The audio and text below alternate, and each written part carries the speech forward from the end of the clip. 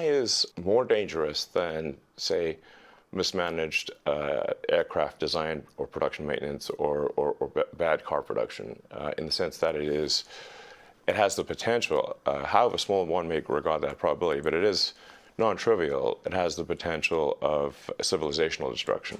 What changes because of artificial intelligence? Part of the exciting thing here is we get continually surprised by the creative power of all of society. I think that word surprise, though, it's both exhilarating as well as terrifying to people. Sure. I think people should be happy that we're a little bit scared of this. I think people should be You're happy. a little bit scared. A little bit, yeah, You of course. personally. I think if I said I were not, you should either not trust me or be very unhappy I'm in this job. Concerned because they acknowledge even they don't know the full power of what they've created.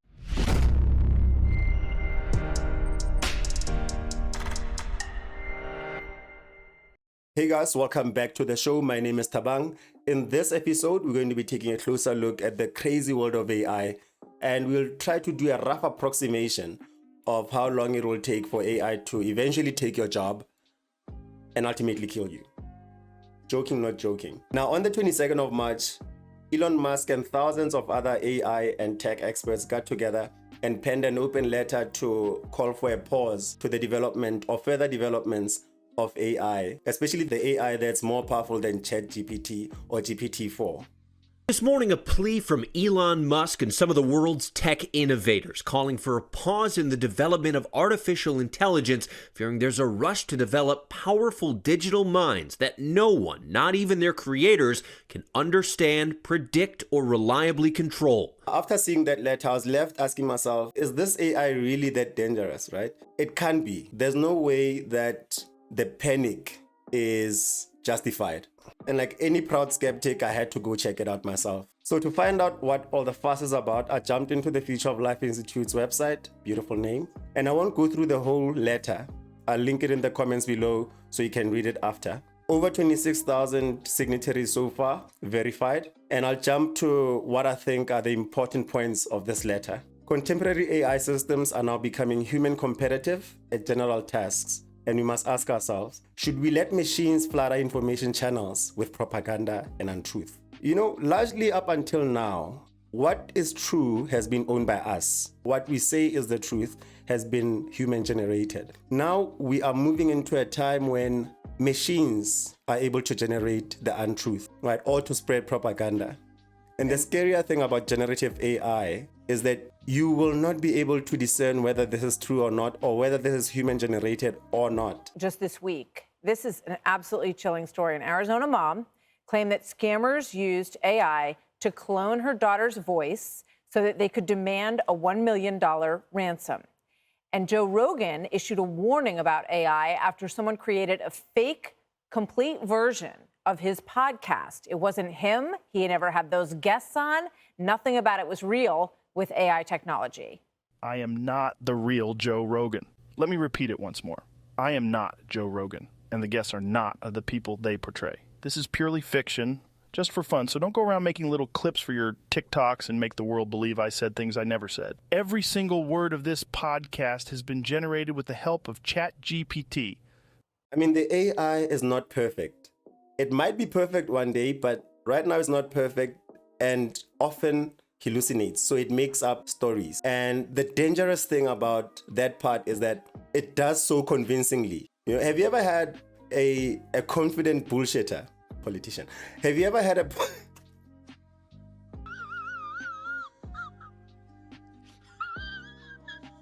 basically a person who, you know, stomach in, chest out, and they bullshit you for a full day? ChatGPT and other generative AI are able to do that very convincingly. I mean, the quality of the text that this thing generates is crazy. Now, the interesting thing about this whole saga is that Google is to blame for all of this. Let me explain. Around 2015, 2016, Elon Musk, Sam Altman, and a few other tech experts got together, right? And they formed OpenAI. And this was basically to challenge Google and the advancements that they had made in the AI space with Google DeepMind and AlphaGo. Jump forward a few years, around 2018, 2019, Elon Musk leaves OpenAI. And I believe this is because OpenAI needed money, and they had thought about how to raise funds and decided to look for some private funding, and Microsoft was more than willing to talk.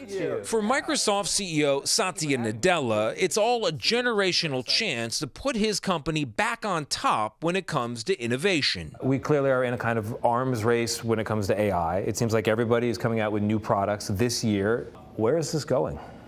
Well, as you said, it's a new race, and it's a new race in the most important software category, or the largest software category, in search. Let's face it, Google dominates it. We are thrilled to be here launching Bing to compete. This announcement is the latest salvo in a monumental fight between Google and Microsoft, because make no mistake about it, ChatGPT threatens to undermine Google's entire business model. That's because ChatGPT's AI could transform search engines, producing far more tailored and relevant results. And you can see why Google is seriously worried. More than 90% of the world's searches are on Google. The company makes a fortune from that dominance through advertising revenue. In contrast, around 3% of searches are currently on Bing. Microsoft would love a bit of that pie. In Mountain View, home of Google's headquarters, executives are concerned.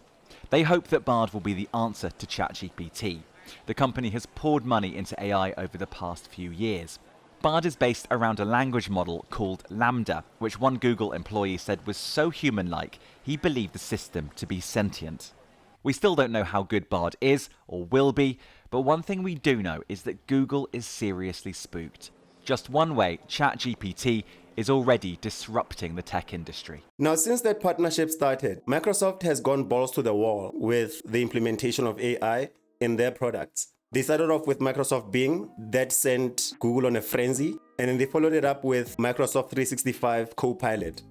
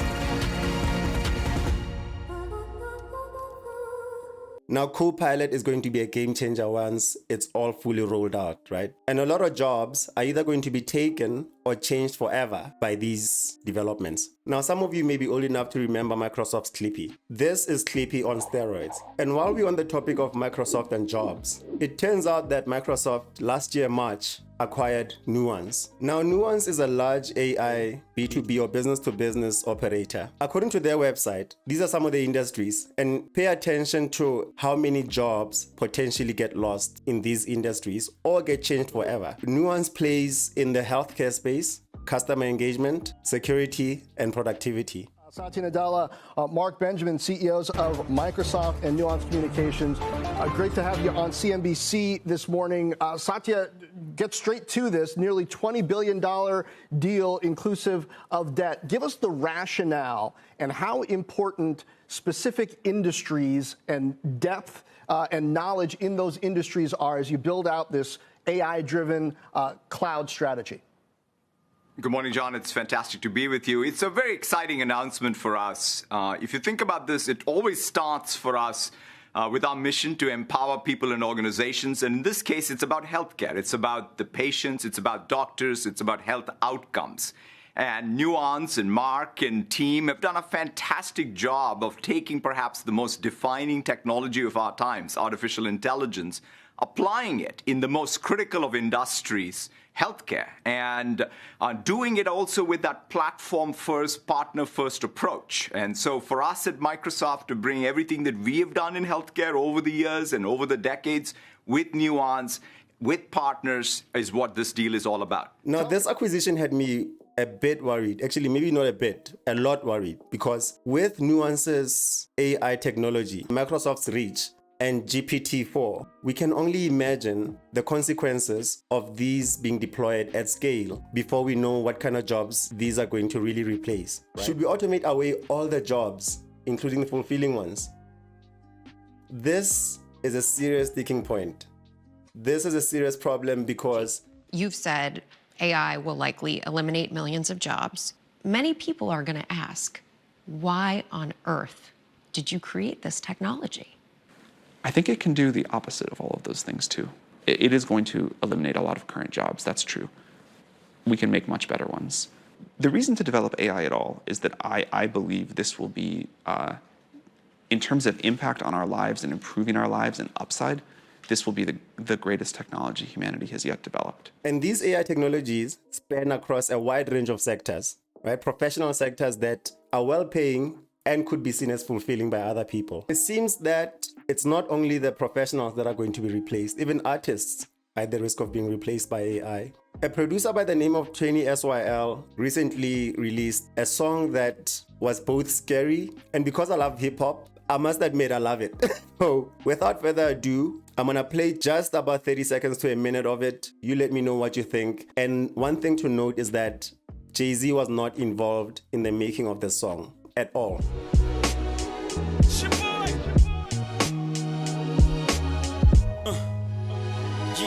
Tell the young they can never become what they aspire to. Born in a cell with no one who can inspire you. Your highs are as never as high as those that lie to you. Pretending that they live in the sky, lying behind your roof. Shooting holes up at your ceiling, trying to find the proof, trying to fight the feeling, the truth. Tied up like the noose they've been concealing. Dipped in diamonds so that you find it appealing. Time for dealing. Despite y'all dealing, we are the savages, the natives who fight the appeal of all your lavishes. The brave who find what is real and call it as it is. And use a mind of wheel to escape the laws of averages. To be rich and broke. Could it be broke and rich? You see it all gets flipped by those who master this. Who give a whole new meaning to what your master says. Jumping over the walls on old mattresses, the savage. That was, it's a beautiful song. And I think that's scary to me and exciting at the same time to know that I can possibly make a good song without having to have artists in studio. But what does that mean for the artists, right? What does that mean for people who make a living making music, writing lyrics? So back to the letter, I think a pause is necessary, guys. I think we haven't thought about this through enough to think about the actual implications and how we're going to react to those implications. I mean, the pause is just for 6 months. And a lot of AI experts already say 6 months is not even enough to develop a model strong enough to surpass GPT-4. It could have the effect of overturning our democracy, taking away our freedom. This actually sounds like anti-democratic, anti-American. It's one of those weird things whereby we never believed that it could happen, but now we're seeing this technology go around the world. And so I think that it's reasonable now because, to be honest, nobody's going to train a model of this size anyway for 6 months because you need the new compute to come in, to put this in the public idea of saying, let's have an open discussion about transparency, governance, and sovereignty. The growth of AI has to be slowed down just a little bit. Think about your cousin. Think about the people that work in those industries that are going to be affected by AI. What are they going to do? You're a 50-year-old nurse. What's going to happen to you? You're a 50-year-old call center agent. What's going to happen to you? Will you be able to evolve with the technology and still be relevant in that industry? And so as they were enthusing about GPT-3 and even the early versions of GPT-4, I said to them, hey, if you can pass an advanced placement biology exam where you take a question that's not part of the training set or a bunch of them and give fully reasoned answers, knowing that biology textbook is one of many things that's in that training corpus, then you will really get my attention because that would be a heck of a milestone. And so, please work on that. I thought, that would they'd go away for 2 or 3 years, because my intuition has always been that we needed to understand knowledge representation and symbolic reasoning in a more explicit way. So it was amazing that, you and Greg and Sam over the summer were saying, yeah, it might not be that long before we want to come demo this thing to you, because it's actually doing pretty well on scientific learning. It was stunning. It was mind-blowing. After the biology questions, I had them type in, what do you say to a father with a sick child? And it gave this very careful, excellent answer that, was perhaps better than any of us in the room might have given. And so it's like, wow, what is it?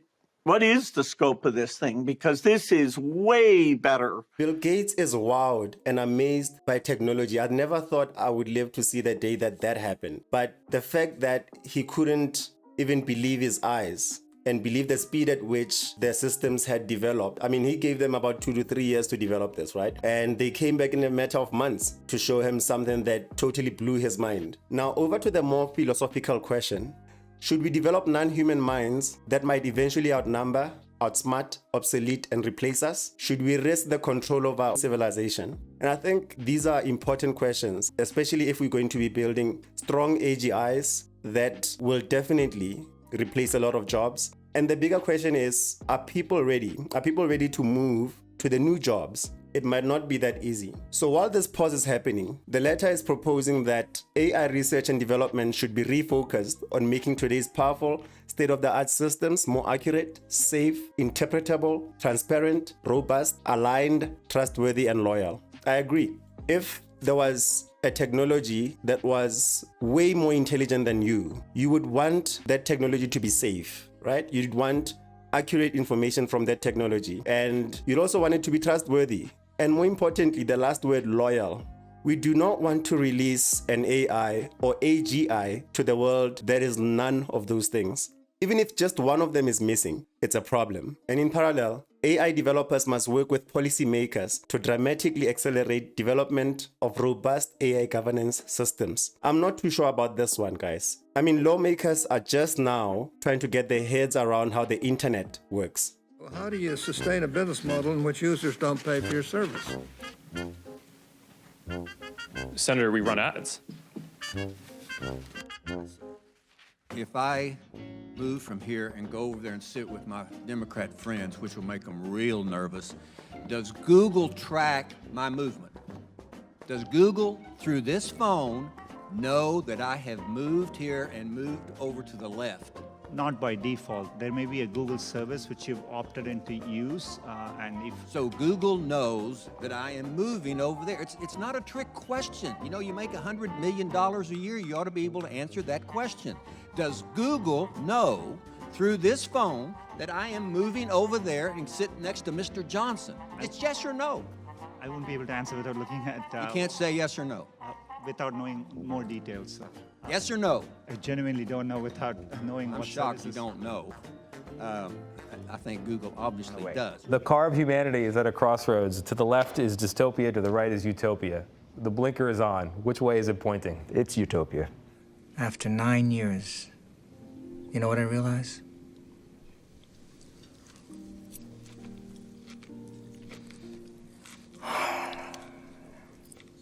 Ignorance is bliss. Now think about it this way, right? If I gave you a plate of food and I said it had 10% chance of killing you, would you take it? I think a lot of people would say no. I know I would say no. So why would we let the development of this AI continue without any kind of controls or oversight in place? It's been only 4 months, but the changes that have happened already, we were not ready for. What more is going to be happening in the next couple of months? Let me know what you think in the comments below. Is your job safe, or are you ready for that transition? And maybe you can tell me how you're going to be using the tools. Are you already using ChatGPT? I hope you are. And if you haven't, I think you should start. And I hope that the pause really does happen and some sanity prevails. There's a developing story So do hit the like button so that other people can see it, because I think the more we spread this message, the more people are going to be ready for the transition. And subscribe, because I'm going to be talking more about technologies like this, and I'm going to track this very closely because I have family members, I have cousins, I have people that I love that are in these sectors. And I think the sooner they get to know about what's going on, the better. So until next time, guys, stay aware, stay awake, and stay prepared. Ayoba.